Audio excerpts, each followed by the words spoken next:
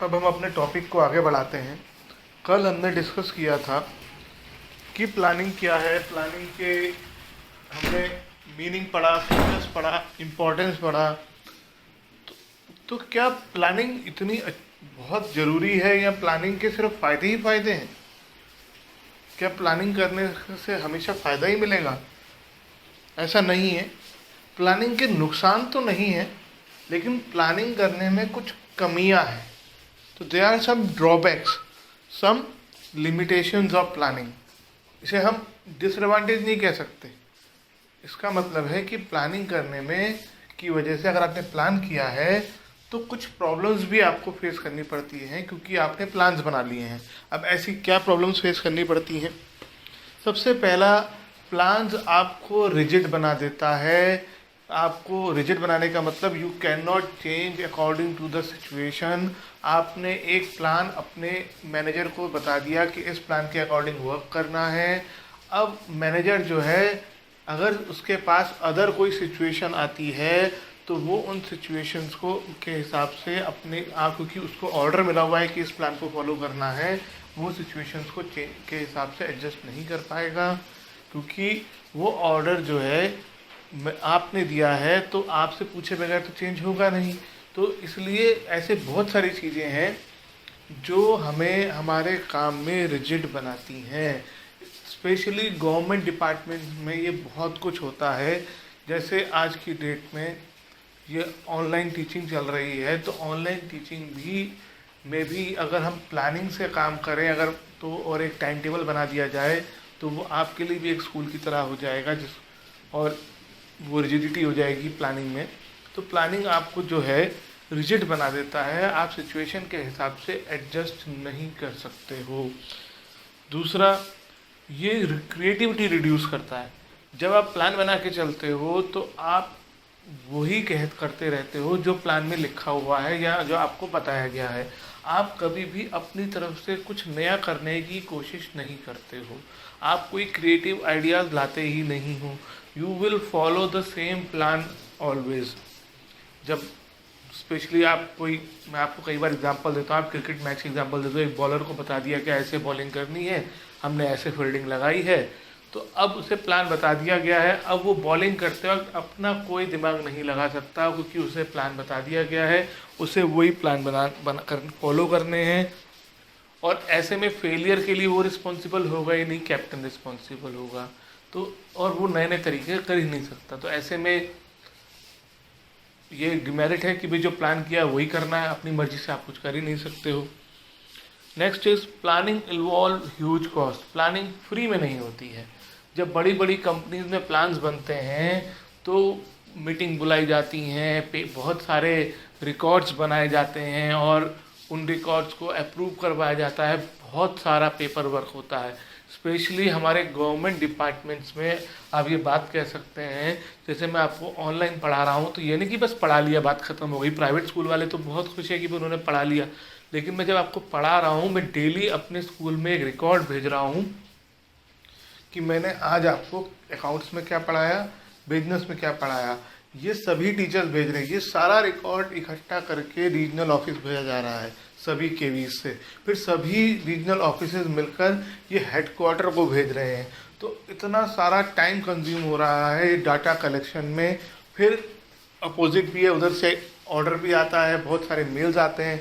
आजकल तो लॉकडाउन है, पहले जब इंटरनेट नहीं था तो ये सब ऑन पेपर आता था। बहुत सारा पैसा खर्च होता है सिर्फ प्लानिंग पर। प्लानिंग फ्री में नहीं होती है, क्योंकि जो प्लान इम्प्लीमेंट करने होते हैं उनको ऑन पेपर राइटिंग में लिया जाता है। नहीं तो कल को मैं कह दूंगा मुझे तो ऐसी कोई इंस्ट्रक्शन दी ही नहीं गई। तो इंस्ट्रक्शंस को, प्लान्स को ऑर्डर देने से पहले राइटिंग में लिया जाता है। तो ये सब चीज़ों में बहुत सारी पैसा खर्च होता है, इवन टाइम भी खर्च होता है। It involves lot of thinking process which results in consumption of lots of time। तो हमारा बहुत सारा टाइम भी इसमें चला जाता है। और ये जितना भी हम प्लानिंग कर रहे हैं, इससे कुछ आउटपुट नहीं आना है। ये तो सिर्फ आउटपुट काम करने में हेल्प करेगा, काम नहीं हो रहा है। ये सिर्फ सारा टाइम पे, जैसे आप भी बहुत सारे बच्चे लोग जो है प्लान करते हो, ऐसे पढ़ेंगे ऐसे पढ़ेंगे, वैसे पढ़ते थोड़ा है, सब वैसा थोड़ा पढ़ रहे हैं जो प्लान किया उसके अकॉर्डिंग, लेकिन प्लान में ही बहुत टाइम वेस्ट कर दिया। आज पूरा दिन बैठ के प्लान किया कि कल से हम ऐसे पढ़ेंगे और अगले दिन से प्लान को फॉलो नहीं किया, तो आज का भी पूरा दिन जो है प्लानिंग में वेस्ट हो गया। तो planning also involves lots of wastage of time. The next is planning does not guarantee success.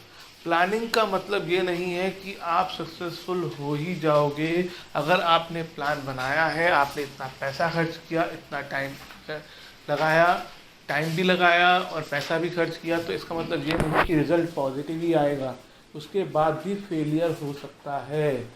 क्योंकि आपको पता है बिजनेस इन्वायरमेंट कितना डायनेमिक है, तो अगर बिजनेस इन्वायरमेंट में चेंज आ गया तो आपके प्लान्स की वजह से कोई उस चीज़ का फ़ायदा नहीं रहेगा। तो और दूसरी बात, ये ज़रूरी नहीं है कि आपने प्लान बनाया है तो अब तो आप टॉप करोगे क्लास में, ऐसा नहीं है। It will result in failure also. Planning का मतलब हमेशा सक्सेस नहीं है।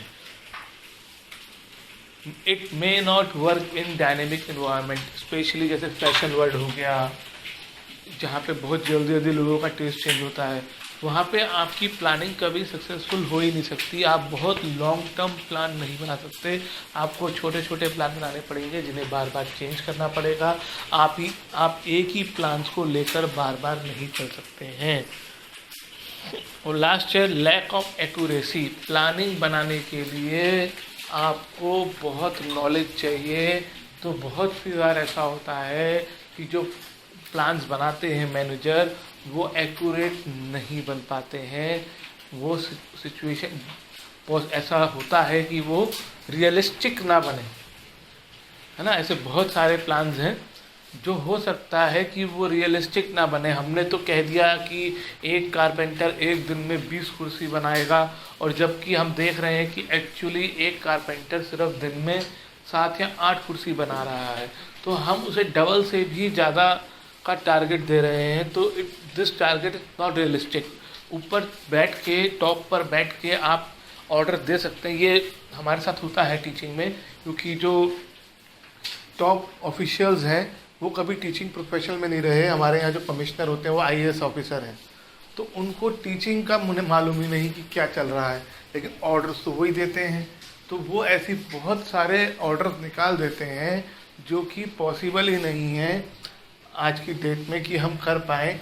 जैसे ये अभी ऑनलाइन टीचिंग चल रही है, हम अपनी तरफ से पूरी कोशिश कर रहे हैं, लेकिन अगर आप किसी भी टीचर से बात करोगे, मैं बहुतों से बात करता हूँ, जब तक स्टूडेंट के साथ आई टू आई कोऑर्डिनेशन ना हो, आई टू आई कांटेक्ट ना हो, उनसे बात ना हो, तब तक पॉजिटिव रिजल्ट नहीं मिलता है। हम जितना भी प्लान बना लें उसका रिजल्ट नहीं मिलता। तो ये ऑनलाइन टीचिंग अगर कोई सोच रहा है कि सक्सेसफुल हो गई है, तो ऐसा नहीं है, मुझे तो एटलीस्ट नहीं लगता है। तो प्लान्स जो होते हैं वो हमेशा एक्यूरेट बन जाएं, ऐसा नहीं है, क्योंकि हर एक पर्सन इतना कैपेबल नहीं है कि प्लान्स को पिन पॉइंट एक्यूरेट बना दे।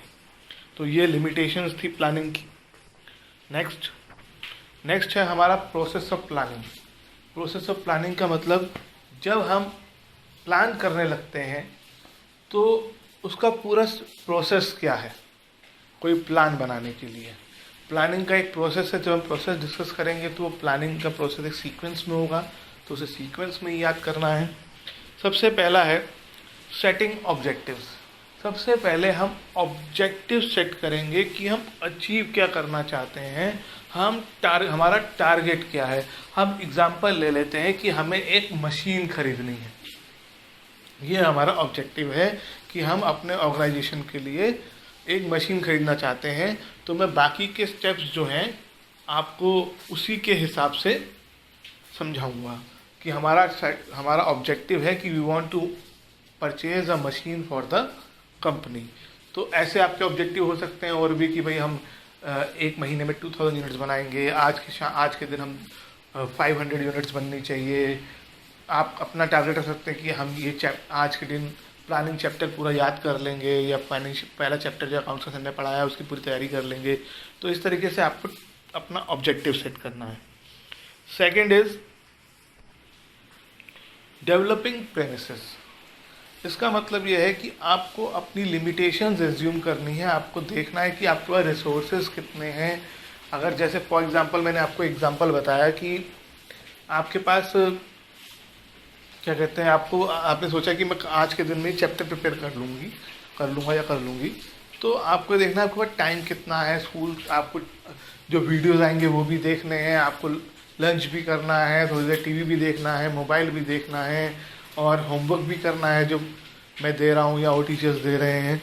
तो आप ये सोचेंगे कि आपको कितना टाइम बचेगा, उतने टाइम। तो आप ऐसे ही जो मैं मशीन वाला एग्जांपल ले रहा था, तो उसमें हम ये सोचेंगे कि हमारे पास पैसे कितने हैं, हमारे पास टाइम कितना है, कितनी जल्दी उसे एक्वायर करना है, क्या हमारे पास बहुत टाइम है, या हमें जल्दी से जल्दी ये काम करना है। तो जो भी आपके पास रिसोर्सेज की बात है वो आप यहाँ पर डिस्कस करेंगे। Next, identifying alternative. अब आपके पास अपना काम करने के क्या क्या ऑप्शन हैं। आपको मशीन खरीदनी है, आपके पास क्या क्या ऑप्शन है। मैं आपको एग्जांपल दे लेता हूँ। आपके पास 3 ऑप्शन है आपको मशीन परचेज़ करने के। पहला ऑप्शन है कि आप उसे लोकल मार्केट से परचेज़ कर लें। दूसरा ऑप्शन ये है कि आप उसे दिल्ली से मंगा लें। और तीसरा ऑप्शन ये है कि आप उसे एक इम्पोर्टेड मशीन आप दूसरी कंट्री से परचेज़ कर लें। ये 3 अल्टरनेटिव मेरे पास मशीन खरीदने के हैं।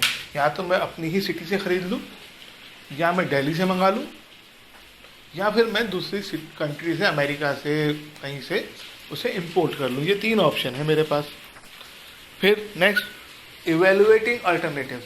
फिर मैं इन अल्टरनेटिव्स को इवेलुएट करूँगा। इवेलुएट करने का मतलब ये देखूँगा कि भाई किस में क्या फ़ायदे हैं, क्या कमियाँ हैं। अब मैं आपको लोकल वाले तीनों में को इवेलुएट करते हैं। लोकल वाले की क्या फ़ायदा है, प्राइस कम होगी, डिलीवरी जल्दी हो जाएगी, ये फ़ायदे हैं इसके। जब भी कोई प्रॉब्लम आएगी रिपेयर जल्दी हो जाएगा, ठीक है, सस्ती होगी, डिलीवरी जल्दी हो जाएगी और रिपेयर इजीली हो जाएगी। लेकिन इसकी कुछ प्रॉब्लम्स भी हैं, क्योंकि ये लोकल है तो मे बी सक्सेसफुल ना हो, मे बी इसमें कोई प्रॉब्लम जल्दी आए। अब मैं दूसरी का एग्जांपल लेता हूँ कि अगर आप दिल्ली से परचेज़ करते हैं तो थोड़ा कॉस्टली पड़ेगा एज़ कंपेरिजन टू लोकल, और क्या कहते हैं, जब भी आपको टाइम भी लगेगा, क्योंकि एकदम लोकल से परचेज़ करना और दिल्ली से परचेज़ करना वहाँ से यहाँ आने में, और कॉस्ट तो ज़्यादा है ही। उसके अलावा रिपेयर करवानी होगी तो क्या पता आपको लोकल पर्सन मिले ना मिले। शुरू में तो वो वारंटी में रहता है, तो वो टाइम कंज्यूमिंग हो जाएगा कि वहाँ से पर्सन आएगा, तो ये डिसएडवांटेज हो गया, है ना। लेकिन क्वालिटी बेटर होगी, ये एडवांटेज हो गया। अब फॉरेन से परचेज़ करते हैं तो क्वालिटी बेस्ट होगी, लेकिन प्राइस बहुत महंगी होगी, सबसे ज़्यादा महंगी यही होगी, और रिपेयर कराने में भी मुश्किल आएगी क्योंकि फॉरेन पार्ट्स चलेंगे उसमें। तो आप देख रहे हैं तीनों के अपने अपने फ़ायदे, अपने अपने नुकसान हैं। तो आपको क्या करना है, आपने किसी भी काम करने के जितने भी अल्टरनेटिव चूज़ करे हैं उन सब के मेरिट्स और डिमेरिट्स लिखने इसमें, है ना। जितने भी आपने अल्टरनेटिव चूज़ करे हैं किसी भी काम को करने के, आपके पास अगर बहुत सारे मेथड्स हैं किसी प्लान को एग्जीक्यूट करने के, तो इस स्टेप में हम उसके फ़ायदे नुकसान डिस्कस करेंगे, स्टडी करेंगे। और नेक्स्ट है, जब हम फ़ायदे नुकसान कर लेंगे स्टडी, तो हम उसमें से बेस्ट अल्टरनेटिव को सिलेक्ट करेंगे। एक तरह से हम कह सकते हैं, हम उन्हें सिलेक्ट कैसे करेंगे। रियल लाइफ में क्या होता है, कोई भी डिसीजन लेना होता है तो मेरिट डिमेरिट रख दिए जाते हैं उनके सामने, फिर मेरिट डिमेरिट के हिसाब से पॉइंट्स दिए जाते हैं और उस हिसाब से उनको रैंकिंग की जाती है, और जो बेस्ट होता है उसमें उसको सेलेक्ट कर दिया जाता है। तो जो भी आपका तरीका है उस तरीके से आप उनको स्टडी करके आपको जो सबसे बढ़िया लगेगा आप उसको सेलेक्ट कर लोगे। सपोज़ हमें पसंद आए कि हम दिल्ली वाली मशीन बना लेते हैं, लोकल वाली में भी प्रॉब्लम है और फ़ॉरेन से आने में बहुत टाइम लग जाएगा और महंगी भी पड़ेगी, तो दिल्ली वाली बेस्ट है, ये एग्जांपल लेके चलते हैं। तो हमने उसको ये सिलेक्ट कर लिया alternative. Next is implementation of plan. अब हमें प्लान को इम्प्लीमेंट करना है, हमें वो दिल्ली वाली मशीन खरीदनी है, ठीक है। अभी तक तो हम प्लान बना रहे थे, दिल्ली वाली मशीन खरीद ली। Then last follow up action, फिर हमें ये देखना, बार बार ये भी देखना है कि हम प्लान के अकॉर्डिंग चल रहे हैं नहीं चल रहे हैं, क्या स्टेप चल रहा है दिल्ली वाली मशीन खरीदने में। तो ये तो मशीन की बात हुई। उसके आप एग्जांपल ले सकते हो, आपने टारगेट सेट किया था कि हम आज के दिन में 100 यूनिट्स बनाएंगे, तो आप हर एक घंटे बाद चेक करोगे कि भाई फॉलो अप में कि आपने कितनी यूनिट्स बना ली, हम अपने टारगेट से क्या आज टारगेट पूरा कर पाएंगे नहीं कर पाएंगे। अगर आप ये नहीं कि शाम को अचानक चेक करने बैठे, अरे ये तो 80 यूनिट्स है, इससे अच्छा आप हर एक घंटे बाद चेक करो। हर एक घंटे बाद चेक करोगे तो आपको पता रहेगा कि भाई हो सकता है हम टारगेट के पास आ रहे हैं, ये टारगेट से कितना दूर है। तो ये प्लानिंग प्रोसेस हुआ, आगे हम बाद में डिस्कस करेंगे।